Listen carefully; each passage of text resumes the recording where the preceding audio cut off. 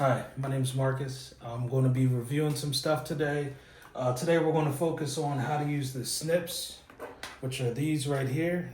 There's multiple different brands you can get. These particular ones are by Klein, but there's other manufacturers out there who have similar ones. I've used these for some years and they've actually done me really good. So the first point that we're going to do is show you how to use these snips. These aren't like typical scissors because they have teeth on the side here, which allows you to strip the inside of your Cat 6 cable or whatever gauge cable you have. So you could also see that this handle here is a little bit different from just your typical circle. The way that I like to hold these is I'll use like a finger or two inside, and that will allow me to not put my thumb in there. That tends to put a lot of pressure on your thumb if you're doing that all day. And it actually makes it harder to cut. So typically I'll put like a finger or two in there and just use my middle finger as just like a guide, and I'm cutting like that. And I use that to cut the wire, but also I can use it to do the stripping of the wire too. So this is how you would do that. The second one that we want to worry about is you always want to use some type of snip. We never want to use DYKES in this situation. DYKES are more for electricians with thicker gauge wire. The downfall of using DYKES with this kind of wire is you run a higher risk of nicking the cable.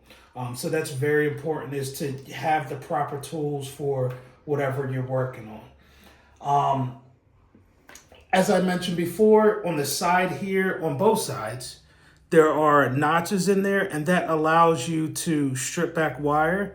And I can give you an example.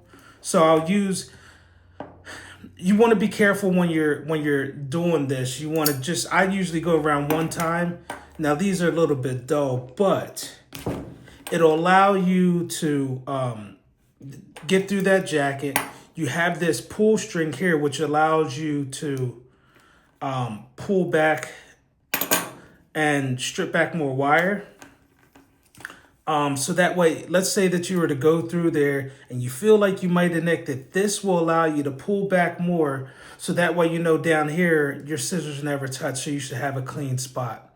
It's always a good practice to cut this off as close as you can to the jacket. And then also this backside. I like to twist it, and then that'll actually protect some of those cables from getting caught up in your cut.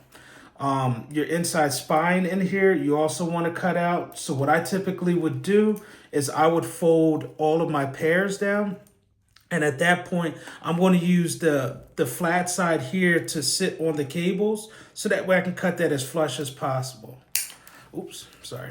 So now we have a good, good cut. We can put our jack in and it will land good in our jack. So I'm going to demonstrate to you real quick how to use these notches on the side here. Some of the applications you may do for that is like if you have to do like a toning, or let's say you have to use this for like some sort of door access or going into some sort of contact, you can use that. So I typically use the side with this, and you basically kind of bend it over that, and I kind of hold it, and sometimes you got to give it a few tries, but it'll strip the wires back. There we go, just a little bit. So it'll give you to that bare one. Now, when you do this, you are going to, you do want to make sure that you're aware that you're not cutting anything on the back side here as you're pulling it, because that could create some sort of error when you go to tone, or let's say you're connecting to a device and then you realize that the signal's not going through, whether you're running like a 4-pair test or you're doing some sort of fluke results, or even our RWC that we use to certify our cables. Want to make sure that everything is clean and that you have like a clear copper, not a clear copper, but like a clean copper. But that's going to be what we kind of focus on in this video. Is going to be, again, just to quickly recap, we have this Klein tool. These are called Snips. Again, there's different manufacturers. These have been my personals for some years. I have a good set that I use for just terminations. These I use for when I'm pulling cable, just because the inside of here is kind of dull. So I just use these on a day-to-day basis. But when I'm doing terminations, I have a very good pair of snips. So also another thing to kind of highlight is to never, ever, ever use DYKES. I know that a lot of people carry them. I know that they sometimes can be convenient. But when doing these terminations or stripping these jackets, we never want to use DYKES. You're going to damage the cable. I can't stress that enough. Another one is the notches on here on both sides, and you even have some that you can get like on the inside of here. You can use the inside of the snips too to sort of do the same thing. But when you do that, you can't squeeze it too much. You got to get just a slightly firm grip on it, and you can see it strips it pretty clean. So these are the two that I did. This one here was on the back side here, and then this white and green was like on the inside. And if you look on the inside, you can kind of see the notches in there that'll allow you to strip the wire.